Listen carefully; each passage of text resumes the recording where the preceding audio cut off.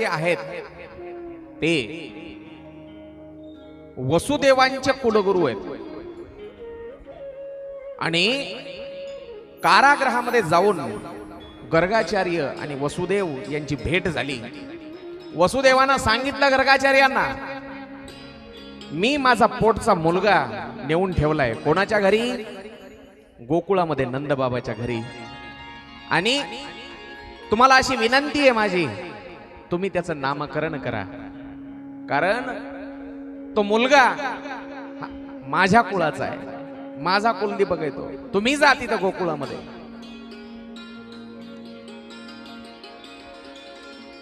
आणि तुम्ही स्वतः जाऊन त्याचं नामकरण करा. गर्गाचार्य मुनी आले गोकुळामध्ये. गोकुळामध्ये आल्यावर नंदबाबाला सांगितलं, हा तुमच्या घरी जे मुलं आहेत की नाही जन्मलेले, आताच नाही सांगितलं ते मुलगा वसुदेवाचा आणि देवकीचा आहे, नाही, फक्त सांगितलं फार तेजस्वी बालक आहे तुमच्या घरी, 2 बाळ, त्याचं नाव ठेवण्याचा आपण कार्यक्रम करू. नाव ठेवायच्या कार्यक्रमाला काय म्हणायचं? माय काय म्हणतात इकडे सांगा मला एकदा. बाळाचं नाव ठेवायच्या कार्यक्रमाला काय म्हणायचं? बारस. कोण नाव ठेवतंय? आत्या, म्हणजे नवऱ्याच्या बहिणीला तितका तरी मान आहे म्हणा अजून घरामध्ये. बाकी ननंदेचं नाव काढलं की कपाळावर आठ्याच पडतात महिला मंडळीच्या. चला ऐका ऐका. गर्गाचार्य मुनी, पूर्वीच्या काळी नामकरण हे साधू संतांच्या हाताने व्हायचं मामा. ऋषी मुनी नाव ठेवायचे, राजे महाराजे लोक नाव ठेवायचे बाळाचं. आता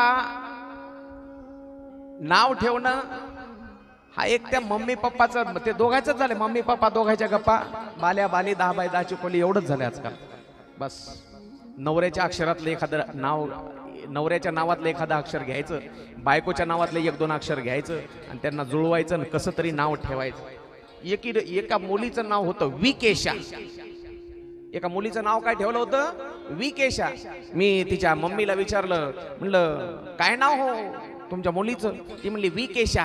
मला नवल वाटलं विकेशा. म्हणलं नावाचा अर्थ काय? म्हणली महाराज माहित नाही. म्हणलं नावाचा अर्थ होते विकेशा, म्हणजे केस नसलेली टकली. नावाला काहीतरी अर्थ असला पाहिजे. आणि नाव जसं ठेवलंय का, माणसानं नावाप्रमाणे वागलं देखील पाहिजे.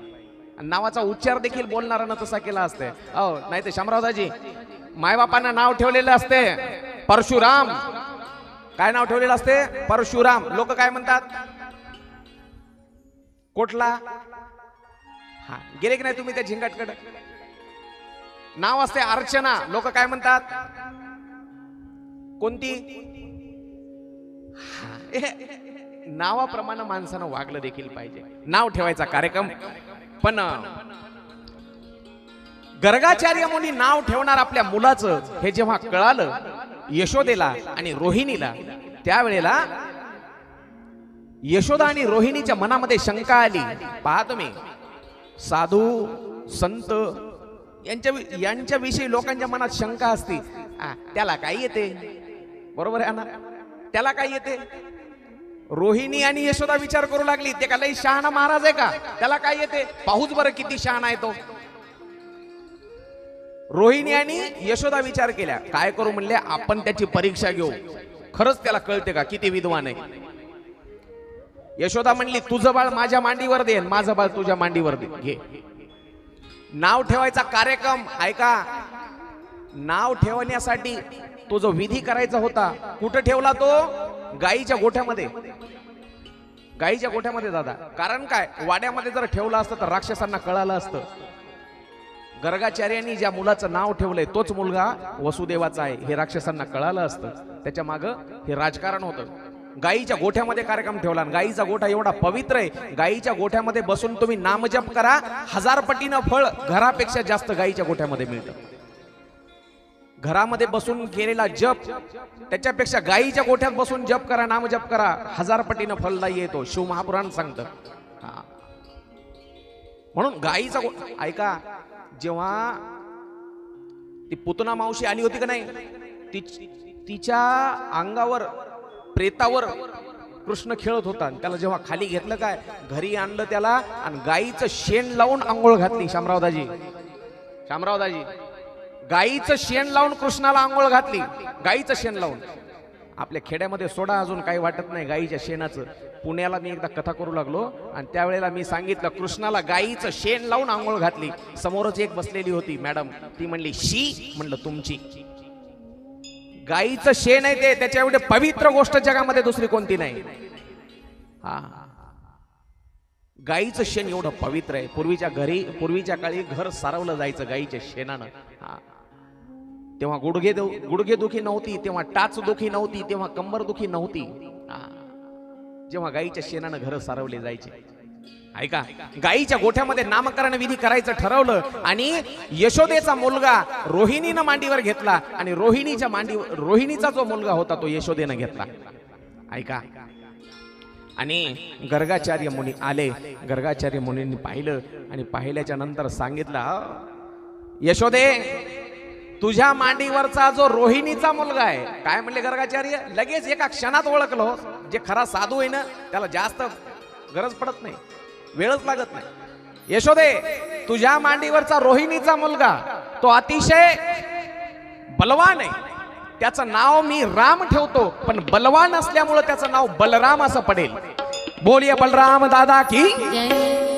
आता रोहिणीच्या मांडीवरच्या बाळाकडे पाहिलं. रोहिणी तुझ्या मांडीवरचा जो यशोदेचा मुलगा आहे की नाही, तो सर्वांचं लक्ष वेधून घेणारा, सगळ्यांचं चित्त आकर्षित करणारा असल्यामुळं त्याचं नाव मी कृष्ण ठेवतोय. बोलिये कृष्ण कन्हैया लाल की. असे दोघांचं नाव ठेवलं. नाव ठेवल्याच्या नंतर भरपूर कथा आहे. त्या गर्गाचार्य मुनींना कसं देवानं त्रास दिला थोडा वेळ. गर्गाचार्य मुनी म्हणले, अजूनही गर्गाचार्यांना पटलं नव्हतं हा जो बाळ आहे हा देव आहे म्हणून.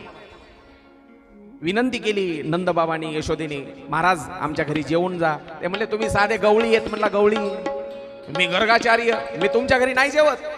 यशोदा म्हणली बाबा मी शिधा देते तुम्हाला, तुम्ही काय करा इथंच गाईच्या गोठ्यामध्ये चूल पेटवा आणि तुमचं तुम्ही काहीतरी बनवून खा. ठीक आहे म्हणला, मी खीर खातो. लोक विचारतात आम्हाला, महाराज तुम्हाला जेवायला कुठं कोणाच्या घरी चालेल? मी एकच सांगतो ना, कुठेही गेलो ना बाहेर एकच सांगतो, मला वारकऱ्याचं घर पाहिजे. मला जाती धर्माची काही अट नाही. मला वाढणारा व्यक्ती माळकरी असला पाहिजे, कपाळाला त्याच्या बुक्का पाहिजे, त्याच्या बैठकीमध्ये गेल्यावर हॉलमध्ये पांडुरंगाचा माऊलीचा फोटो पाहिजे. मामा मला बाकी दुसरं काही लागत नाही. मला जाती धर्माची काही घेणं देणं नाही. सगळे एका देवाचे लेकर आहेत.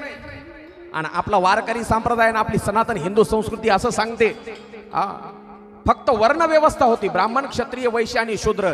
जाती ह्या नंतर आल्या, कामानुसार जाती पडल्या. कामानुसार जातीवरून कोणी हलका आणि कोणी श्रेष्ठ ठरत नाही. वाल्या कोळ्याच्या कुळामध्ये जन्मून देखील ब्राह्मणापेक्षाही श्रेष्ठ पदवीला गेला.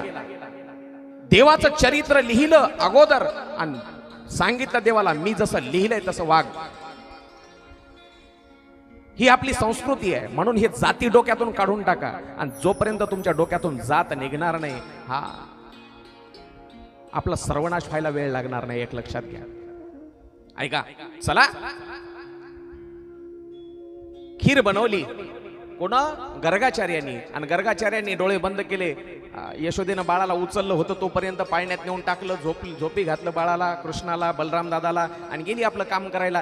त्या गर्गाचार्यांनी खीर बनवली आणि एका वाटीमध्ये प्लेटमध्ये म्हणा नैवेद्य बाजूला काढून ठेवला आणि डोळे बंद केले आणि हाक मारली भगवंताला.